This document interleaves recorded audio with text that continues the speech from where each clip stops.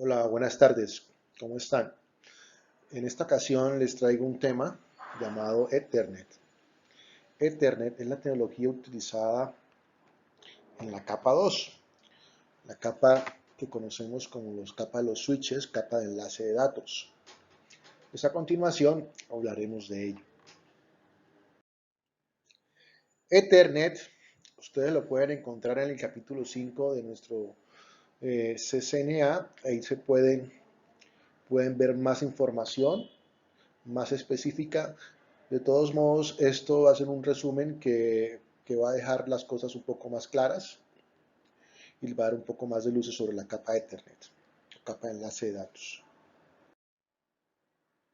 Muchas sesiones y objetivos que tenemos para esto. Protocolo de Ethernet, explicar el funcionamiento del protocolo de Ethernet, explicar la forma en que los subcapas de Ethernet se relacionan con los campos de la trama, describir la dirección MAC de Ethernet. Si hablamos de switches del red SLAN, explicar la forma en que funciona un switch, explicar la forma en que un switch arma su tabla de direcciones MAC y reenvía las tramas, y describir los métodos de reenvío de switch y la configuración de puertos disponibles para los puertos de switch de capa 2.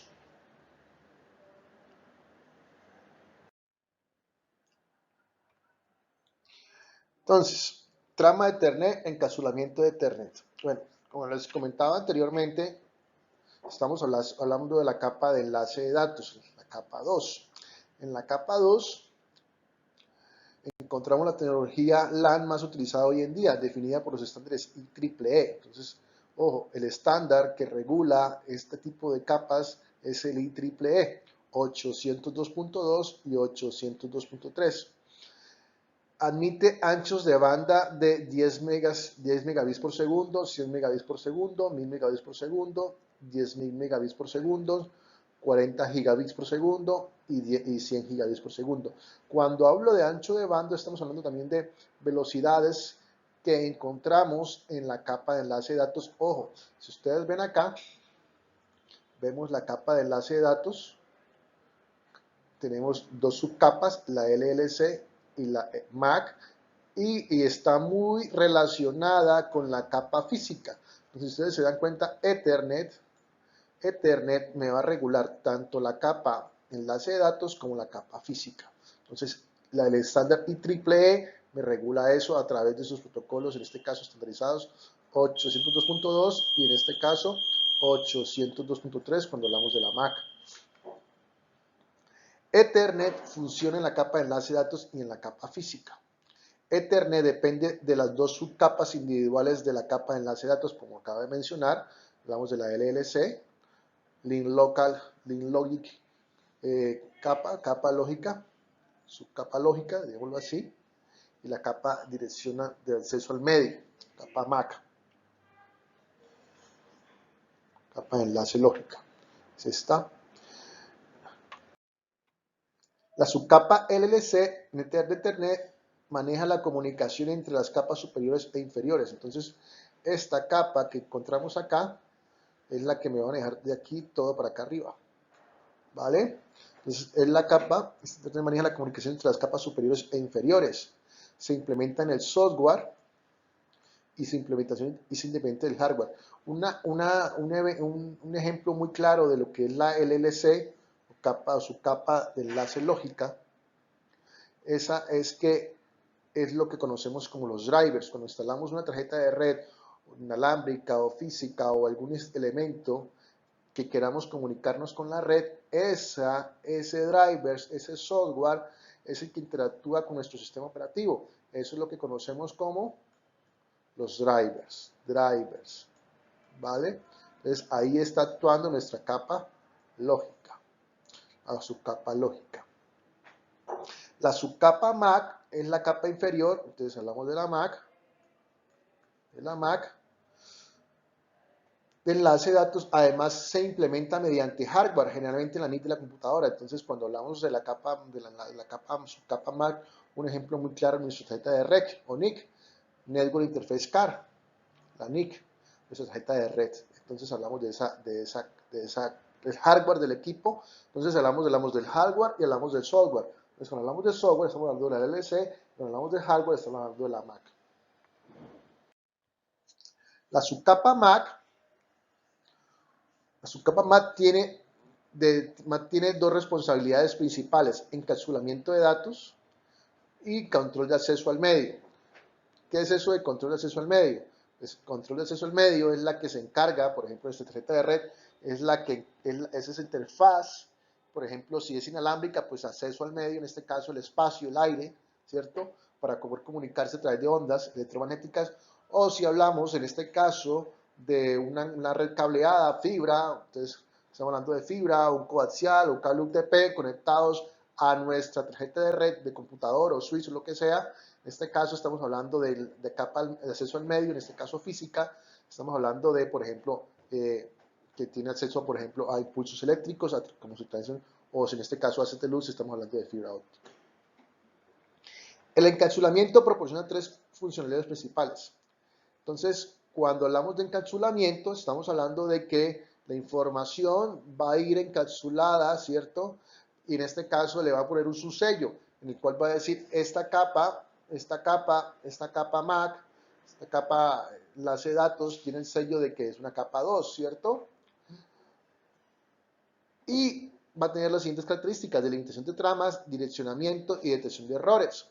Cuando hablamos de direccionamiento, estamos hablando de la dirección MAC, conocemos, ¿cierto? La dirección MAC que conocemos, lo hemos escuchado. El control de acceso al medio es responsable de colocar las tramas en los medios y de quitarlas de ellos. Esta subcapa se comunica directamente con la capa física. Como mencionaba anteriormente, la capa física, la capa 1, ¿cierto? Bueno, entonces, explicado eso, vamos a la siguiente diapositiva. ¿Cómo evolucionó Ethernet? ¿Cierto? Cuando nos hablan de Ethernet, nos están hablando de la capa 2, ¿cierto? Específicamente la capa 2. ¿Quién lo estandariza? La IEEE. ¿A través de cuál? 802.2 y 802.3. Desde 1973, los estándares de Ethernet evolucionaron para especificar versiones más rápidas y flexibles de la tecnología. Las primeras versiones de Ethernet eran relativamente lentas, una velocidad de 10 megabits por segundo. Era muy lenta. Hoy encontramos en cables o en puertos de velocidades de hasta 10 gigabits por segundo, ¿no? Mientras que la más reciente funciona a 10 gigabits por segundo, incluso más rápida, ¿cierto? Entonces hablamos de velocidades que ya podemos encontrar a través de cables UTP, ¿cierto? Categoría 7, ya de hecho.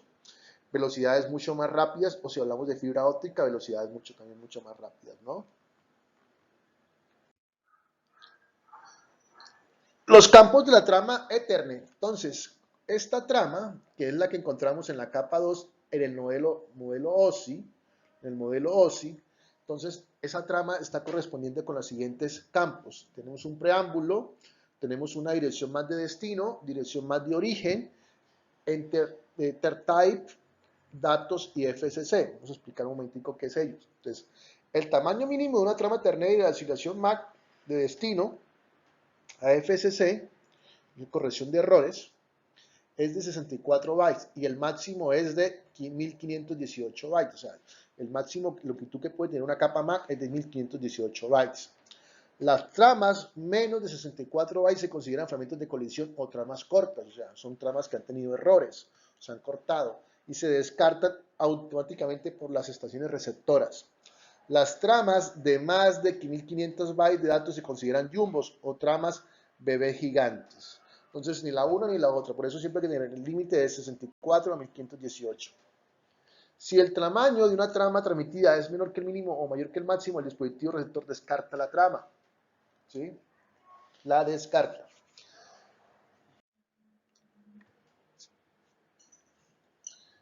Direcciones MAC y numeración hexadecimal. Entonces, las MAC, que es nuestra tarjeta de red, tienen un número que lo identifica. Ese número es lo que se conoce como dirección MAC, la dirección física. Esa dirección física también es única y va, digamos, impregnada o impresa dentro de la tarjeta de red.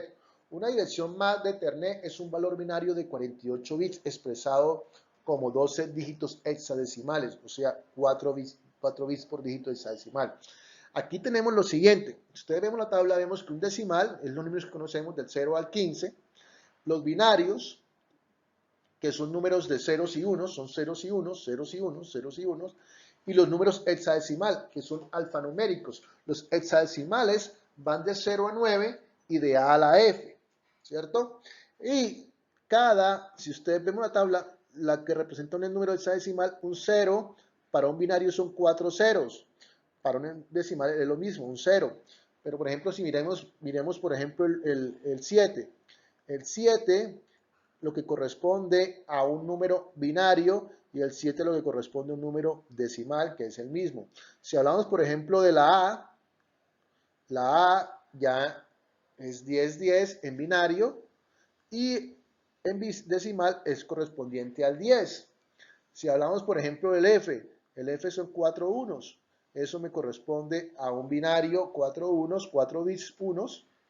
Y en decimal son 15. Entonces, con esta tabla podemos convertir un número hexadecimal o un decimal a hexadecimal. El valor hexadecimal se utiliza para representar las direcciones MAC de Ethernet y las direcciones IP versión 6. En este caso vamos a estar hablando de Ethernet. La numeración hexadecimal es un sistema de base 16 que utiliza los números de 0 a 9, como la tabla de poner, de 0 a 9, estamos acá, de 0 a 9, y de A a la F. Es más fácil expresar un valor como único dígito hexadecimal que como 4 dígitos binarios. En general, el sistema hexadecimal se representa por escrito por medio del valor por 0x, o por ejemplo 0x73, que significa que este 73 hace referencia a un número hexadecimal. O sea, 7 sería, en este caso, 7 y 3. Si quisiéramos saber a qué corresponde en decimal, sería 7, sería un número 7 y 3, digo, la misma. O sea, con decimal y hexadecimal, 7 y 3 serían lo mismo. Convertir el valor decimal o hexadecimal a un número binario y a continuación convertir ese valor binario a un valor decimal o hexadecimal corresponda. Entonces, como les digo, es seguir la tabla. En este caso, los números hexadecimales, tenerlo muy en cuenta, van de 0 a 9 y de A a la F, o sea, son números alfanuméricos. Las direcciones MAC o de identidad de Ethernet, las direcciones MAC se crearon para identificar el origen y el destino de reales. O sea, qué tarjeta de red como tal la envía y quién la recepciona. Las reglas de direcciones MAC se establecen según la IEEE. Bueno, repito, la IEEE es la que estandariza esta capa. La IEEE asigna el proveedor, o sea, quien lo hace, quien lo crea, esa tarjeta de red, un código de 3 bytes, o sea, 24 bits, llamado identificador único de organización, o sea, esto, Entonces, ojo, tenemos lo siguiente, una dirección MAC tiene 48 bits decimales, de los cuales 24 bits, de los 24 bits, me van a representar quién elaboró o quién fabricó esa tarjeta de red. ¿Vale? Y la IEEE obliga a los proveedores a respetar dos normas simples. Todas las direcciones MAC asignadas a una NIC, una tarjeta de red, tanto inalámbrica como física, u a otro dispositivo Ethernet, deben utilizar el UID que se le asignó a dicho proveedor como los 3 primeros bytes, ¿cierto? Los 3 primeros bytes. Todas las direcciones MAC con el mismo UID deben tener asignado un valor único en los 3 últimos bytes. Entonces, 24 bits por aquí, 4 bits por acá, la asignada al proveedor, identificador único de organización, asignada al proveedor, interfaz, si es una tarjeta de red inalámbrica, y este es el 24 bits quien lo fabricó, 6 dígitos hexadecimales, lo que correspondiente a 6 dígitos hexadecimales, y por ejemplo, un ejemplo de una tarjeta de red física sería 00602F 3A, o sea que esto me va a representar identificador único de organización, o sea, quien lo fabricó, y esto asignado por el proveedor a la tarjeta de red. Esto lo hace, por ejemplo, dice, esto lo fabricó Cisco, ¿cierto? Esto significa que lo que empiece por esta numeración es de Cisco, y lo demás es dependiendo del dispositivo. Entonces, tener en cuenta una cosa, si tiene, por ejemplo, esta numeración, esta secuencia de números, entonces dice que esta representa a fabricantes Cisco, ¿cierto? A tarjetas de red Cisco, y esta es, y después Cisco le pone otra numeración para representar si es tarjeta de red de cualquier elemento, de cualquier dispositivo.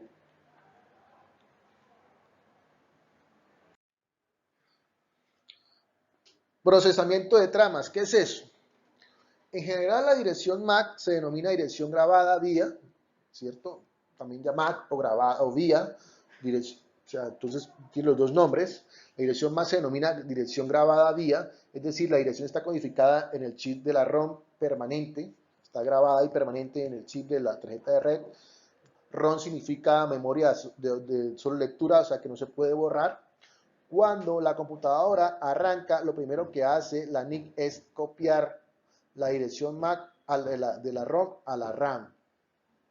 Entonces, vuelvo y repito, cuando la computadora arranca, lo primero que hace la NIC, la tarjeta de red, que usted tiene instalado en su computador, es copiar la dirección MAC de la ROM a la RAM del equipo. Cuando un dispositivo reenvía un mensaje a una red Ethernet, adjunta la información del encabezado de la trama. La información del encabezado contiene direcciones BAT de origen y destino, quién la envía y para quién va. Entonces, en este caso, si vemos aquí esta imagen, vemos que la dirección destino tiene una dirección MAC, la dirección de origen tiene una dirección MAC y después vienen los datos. Entonces, direccionamiento es lo que se conoce como esto, direccionamiento de tramas. Entonces, por ejemplo, el origen es esta dirección, el destino es para esta dirección, ¿cierto? El destino sería para, por ejemplo, ¿quién lo envía es esta? Y el destino es esta. Si lo vemos acá, en este caso, el destino es este, ¿cierto? Quien lo envía es esta. Entonces, a través de un elemento, en este caso un switch, que es el elemento puente, va a enviar, yo le voy a enviar una trama acá, ¿cierto? Y él se va a encargar de enviárselo a que corresponda. Entonces, por ejemplo, en este caso, este respondió, esto está dirigido a mí, este no está dirigido a mí, lo omitiré. Este no está dirigido a mí, lo omitiré, y esto sí responderá, esto es mío, y le vuelve, y se crea una comunicación bidireccional. Entonces, representaciones de direcciones MAC. En un host de Windows, utiliza el comando ipconfig all para identificar la dirección MAC de un adaptador Ethernet. Un host, entonces, este comando, si usted quiere ver su dirección MAC de su equipo, de su tarjeta de red, va a encontrar dos, porque si tiene un portátil, entonces tendrá dos direcciones MAC, una de la tarjeta de red física y otra inalámbrica.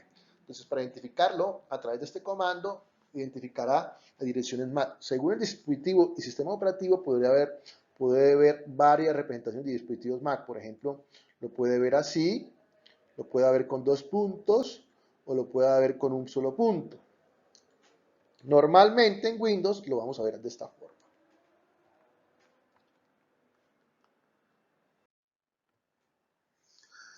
Entonces, ¿cómo nos comunicamos? Tenemos los switches. Entonces hablamos de direcciones MAC unidifusión. Una dirección MAC de unidifusión es la dirección única utilizada cuando se envía una trama desde un único dispositivo transmisor hacia un único dispositivo receptor. Por ejemplo, si vemos esta imagen, esto se lo envía directamente a este, ¿cierto? Para que un paquete de unidifusión se envíe y se reciba, la dirección IP de destino debe estar incluido en el encabezado IP. Lógicamente tiene que tener una dirección IP. Si vemos acá, vemos una dirección más de quién se envía, para dónde va, pero quién lo envía, para dónde va, y la dirección IP que representa. Debe estar incluido. Además, el encabezado de la trama de Ethernet también debe contar con la dirección MAC de destino correspondiente. Entonces, para que la información se envíe, no solamente necesitamos la dirección MAC, sino también la dirección IP. La dirección IP también es una dirección lógica, que es un único también, también es una numeración única. Anterior que la veíamos era unidifusión, ahora la que vamos a ver es la difusión, o conocido como broadcast. Muchos protocolos de red como HCP y ARP utilizan la difusión. Los paquetes de difusión tienen una dirección IPv4 destino que contiene solo un número, solo números 1 en la porción de host, lo que significa que todos los hosts a esa red local recibirán y procesarán los paquetes. En pocas palabras, ¿qué es una dirección de unidifusión? Yo envío acá el switch y el switch lo va a enviar a todos los equipos conectados a él, no solamente a uno, sino a todos, ¿vale? A todos. Cuando el paquete unidifusión se encapsula en una trama de Ethernet, la dirección MAC de destino es la dirección MAC de difusión. Entonces todos le van a responder a ese dispositivo, pero eso pasa de forma inicial. O sea, yo hago aquí una difusión, significa que pasa aquí, que todos me van a responder. O sea, lo voy a enviar a todos los dispositivos de la red. Eso es lo que se conoce como una difusión o broadcast. Multidifusión. Entonces, hemos hablado de unidifusión, uno a uno, difusión, uno a todos, y multidifusión, ¿qué será? Entonces, la multidifusión es la siguiente. Permite a un dispositivo de origen enviar un paquete a un grupo de dispositivos. Entonces, estamos hablando ya de un número, no a uno, no a todos, sino a un solo grupo. Entonces, por ejemplo, este lo envía a un grupo. En este caso sería este grupito, ¿cierto? No a esto, sino a este. Entonces, la dirección IP de un grupo de multidifusión se asigna a los dispositivos que pertenecen a un grupo de multidifusión en el rango 224.0.0.0. La dirección IP de multidifusión requiere una MAC de multidifusión correspondiente que comience con el 01, 005E en formato hexadecimal. Entonces hemos hablado de los tres conceptos: unidifusión, uno a uno, multidifusión, uno a todos, y multidifusión a un grupo específico. Pues gracias, hasta ahí el tema de Ethernet.